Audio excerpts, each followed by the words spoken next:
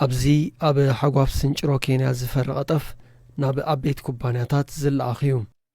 زي إندستري بليونات دولار زنقساقس كخونن كلو سفح صوتاو مزمزا زكايدلونيو BBC نبزحات دك أنستيو كزراربن كلو كلاتن تمساسال زانتالون Unataka ulale naye alafu mpate kazi. Ukikata hiyo saa mara anataka akulazimisha akushike kwa lazima. Sasa mpaka mimi kafikia mahali na nikaamua nataka kujinyonga. مستيراويت ጋዜጠኛ ከም ሰራሕተኛ ተመሲላያ ቀሪባቶ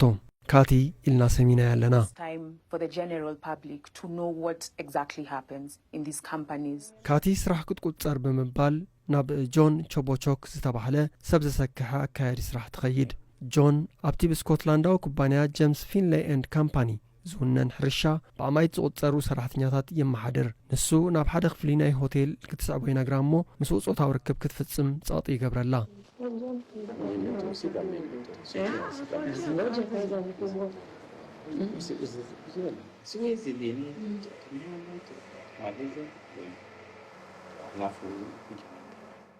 ብጾታ ኣብቲ ከባቢ ኮይኖም ነቲ ኩነታት ይከታተሉ ብምንባሮም ናብኣ ቴሌፎን ብምድዋል ከም እትወፅእ ይገብሩ So scared and so shocked, it must be really difficult for the women.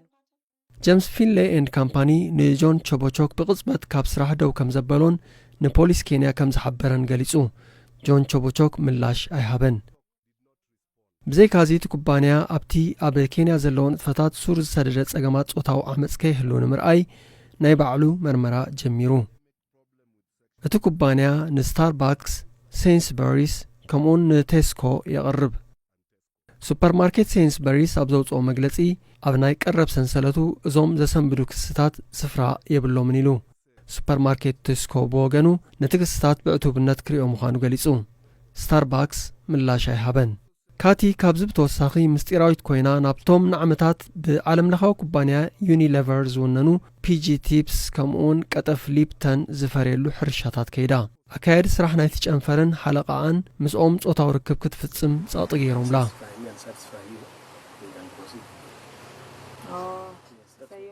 ዩኒሌቨር ብዛዕባ እዚ ጉዳይ ንልዕሊ 10 ዓመታት ይፈልጥ ነይሩ እዩ ኣብ 2011 ዝወፀ ሓደ ጸብጻብ ኣብ ሕርሻታት ዩኒሌቨር ጾታዊ ምዝመዛ ሳዕሪሩ ምንባሩ ሓቢሩ ነይሩ እቲ ኩባንያ ፖሊሲ ዜሮ ተጻዋርነትን ካልእን እኳ እንተተኣታተወ ብዙሕ ለውጢ ዘምፅአ ኣይመስልን